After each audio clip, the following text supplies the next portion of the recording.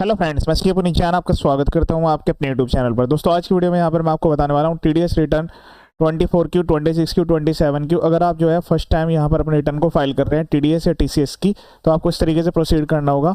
आप जो है इनकम टैक्स की ऑफिशियल वेबसाइट पर ये फाइल कर सकते हैं फ्रीली, बिना किसी सॉफ्टवेयर के।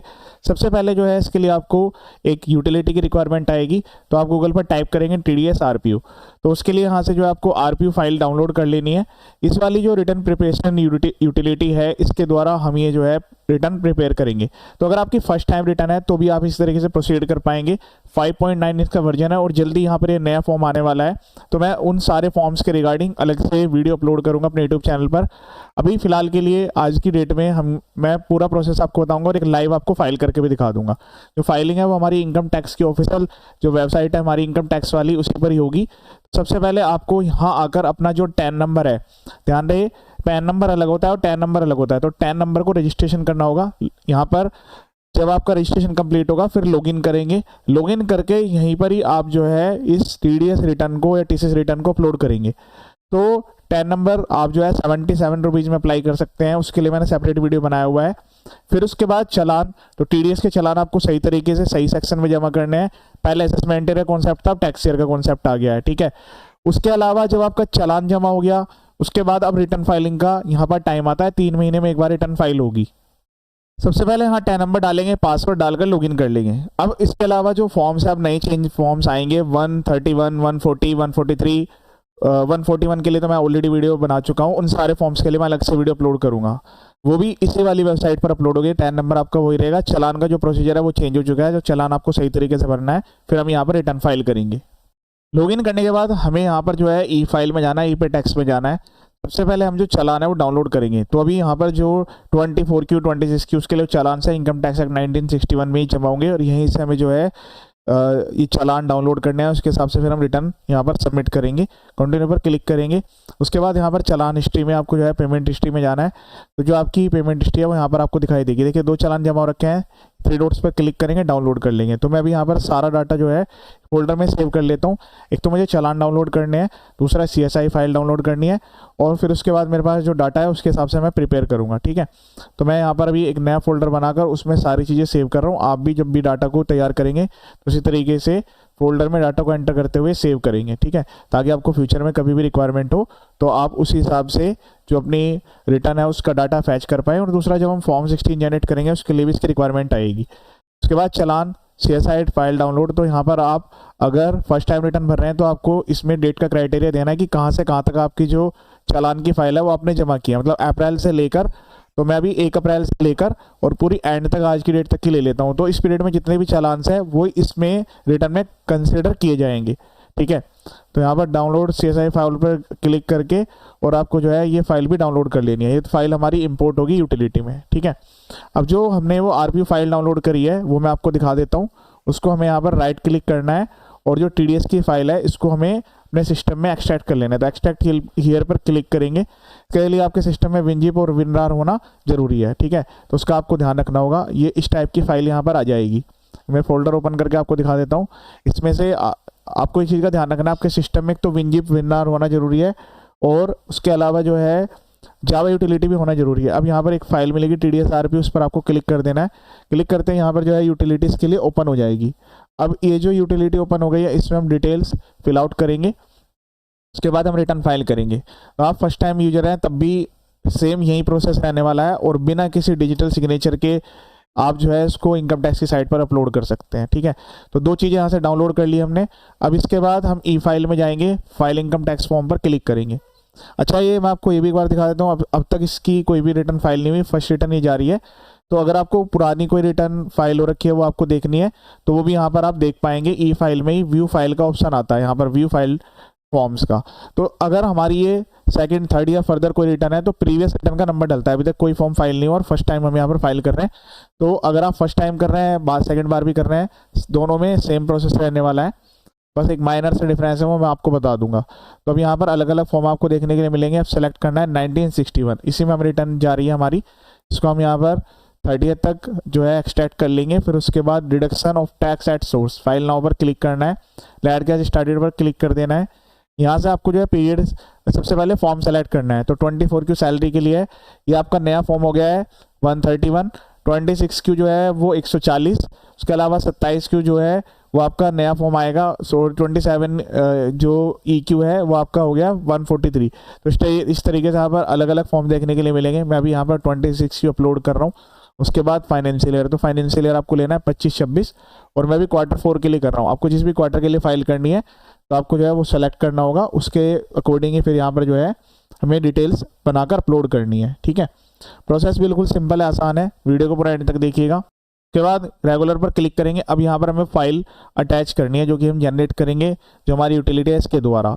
यूटिलिटी में सबसे पहले ईयर सेलेक्ट करना है, फिर उसके बाद क्वार्टर सेलेक्ट करना है, देन यहाँ पर 10 नंबर लिखेंगे, पैन नंबर लिखेंगे। तो 10 नंबर और पैन नंबर जो है एंटिटी का लिखा जाएगा, जिस एंटिटी के लिए जो है आप ये टीडीएस रिटर्न फाइल कर रहे हैं। ठीक है, और इसमें जो है जो स्टार्टिंग में डिटेल्स है वो एंटिटी की आएगी, फिर उसके बाद जो ऑथराइज्ड पर्सन है उसकी डिटेल आएगी। तो ये सब चीज़ें लिख लेंगे। फिर उसके बाद यहाँ से सेलेक्ट कर लेंगे एंटिटी। तो मैं अभी कंपनी के लिए फाइल कर रहा हूँ, मैंने सेलेक्ट कर लिया। दैन उसके बाद यहाँ पर नेम आएगा, तो जो भी एंटिटी का नेम है, proprietor firm, partnership firm, company जो भी है, यहाँ से स्टेटस सेलेक्ट करके लिख देंगे। ब्रांच इस केस में नहीं है, अगर है तो आप लिख देंगे, अगर है तो यस लिख देना है बस।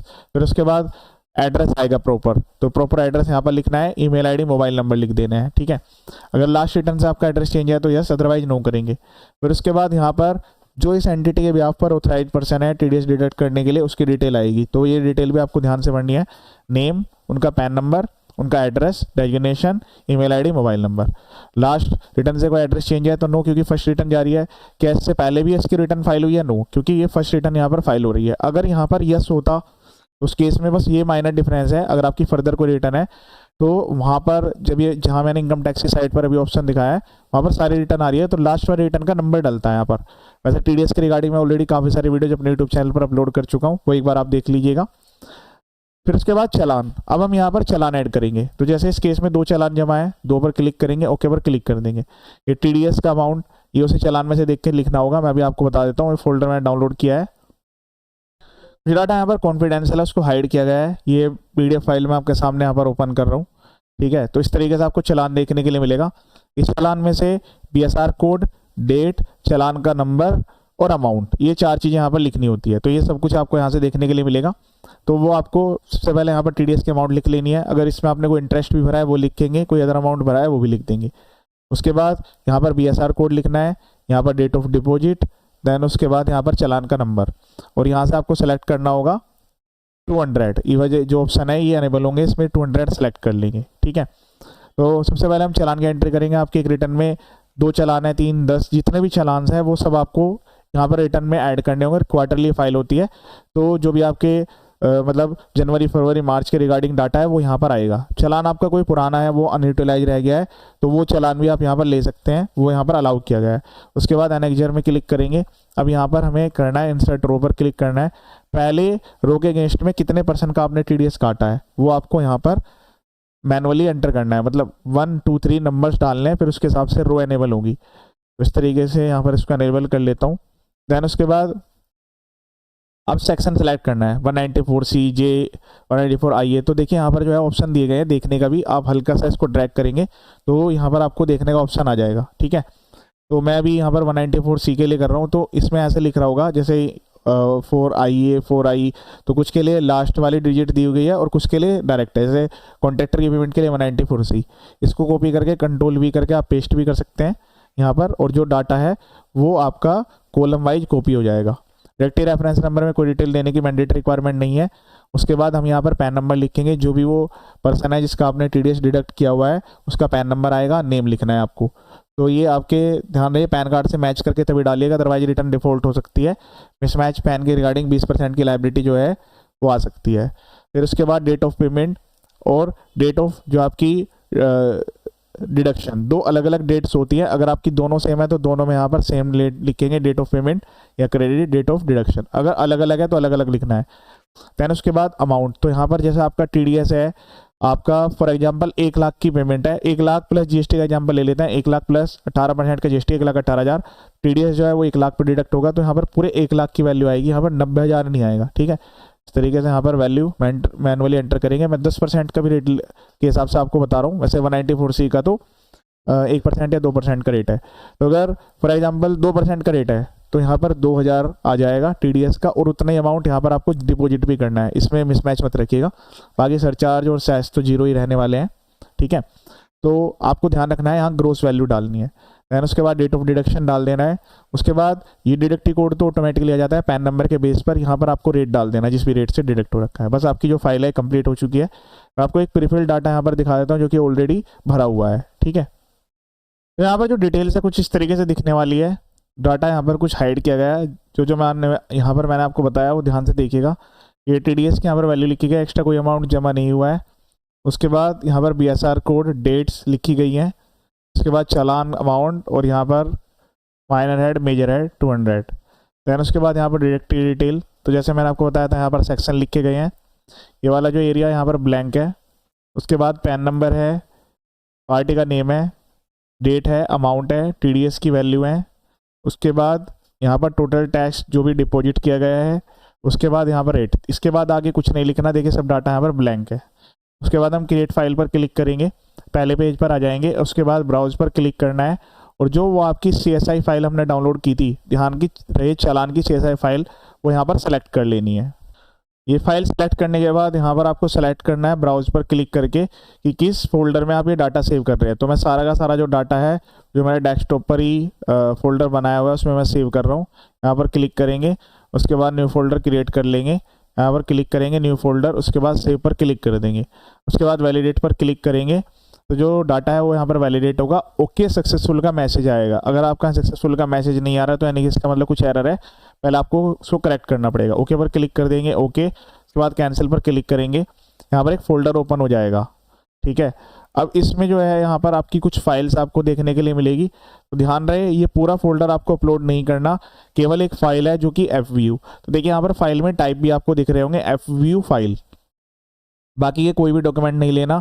इस वाली फाइल पर आपको जो है आप डेस्कटॉप या लैपटॉप से जिस भी कर रहे हैं राइट क्लिक करना है। उसके बाद यहाँ पर ऑप्शन आएगा send to compress zip folder, ये सेलेक्ट कर लेना है। अब ये जो जिप फाइल आई है केवल ये फाइल हमें जो है अपलोड करनी होगी, ठीक है। तो अब मैं चलता हूँ इनकम टैक्स की ऑफिशियल वेबसाइट पर। यहाँ पर अटैच पर क्लिक करेंगे। क्लिक करने के बाद जो हमने डेस्कटॉप पर फोल्डर बनाया हुआ है उसी में से हम यहाँ डाटा इंपोर्ट करेंगे, न्यू फोल्डर। ये जो फाइल है इसको यहाँ पर इंपोर्ट कर लेंगे। अब उसके बाद प्रोसीड टू वेरीफाई पर क्लिक करेंगे। उसके बाद ऑप्शन आएगा प्रोसीड टू वेरीफाई, यस पर क्लिक करेंगे। उसके बाद इस टाइप का ऑप्शन आएगा, पहले वाला ऑप्शन ले लेंगे, I would like to verify OTP on mobile number registered with Aadhaar. Aadhaar वाले नंबर से इसको वेरीफाई कर देंगे, DSC की कोई रिक्वायरमेंट नहीं है। ऑप्शन सेलेक्ट करके कंटिन्यू पर क्लिक करना है। जो आधार में नंबर है उस पर OTP जाएगा, जनरेट आधार OTP। उसके बाद यहाँ पर OTP का ऑप्शन आएगा, उसमें OTP डालना है आपको और वैलिडेट पर क्लिक करना है। जो आपकी रिटर्न है वो सक्सेसफुली सबमिट हो जाएगी। OTP वेरीफाई करने के बाद इस टाइप का मैसेज आएगा, यस पर क्लिक कर देना है। देखिए यहाँ पर जो है आपके ईमेल आईडी मोबाइल नंबर पर भी इसके रिगार्डिंग कंफर्मेशन जाएगा, जो रिटर्न है वो सक्सेसफुली सबमिट हो चुकी है। ये मैंने कंप्लीट प्रोसेस आपको बता दिया है। ई फाइल में जाकर यहाँ पर व्यू फाइल फॉर्म पर जाकर जो इसका एक्नॉलेजमेंट है वो डाउनलोड कर लीजिएगा। अब देखिए यहाँ पर एक फॉर्म दिख रहा है जो कि हमने आज की डेट में ही रिटर्न फाइल की है। यहाँ पर ये डाउनलोड रिसीट पर क्लिक करेंगे तो यहाँ पर RRR नंबर आएगा, यही हमें अगले रिटर्न में रिपोर्ट करना होगा। तो ये PDF फाइल है, इसको डाउनलोड करके अपने पास रख लीजिएगा। ये था कंप्लीट प्रोसेस। तो नेक्स्ट वीडियो में मैं आपको बता दूंगा कि फॉर्म 1616 है कैसे डाउनलोड करना है, वो भी अब सारे फॉर्म्स नए आ जाएंगे। ट्रेसिस की जो वेबसाइट है ऑलरेडी नई वेबसाइट आ चुकी है TDS CPC की, सारे करेक्शन ऑनलाइन फाइलिंग्स चालान करेक्शन सब कुछ उसी पे ही होगा। अगर रिटर्न गलत फाइल हो गई है उसका भी जो करेक्शन है उसी वाली वेबसाइट पर होगा, तो उसके लिए भी सेपरेट वीडियो मेरे यूट्यूब चैनल पर अवेलेबल है। बाकी इधर वीडियो जो आप एक बार देख सकते हैं, चैनल का पर्पज फुली एजुकेशनल है। वीडियो को शेयर जरूर करें ताकि सभी को उसका बेनिफिट मिल जाए। ये वीडियो देखने के लिए थैंक यू।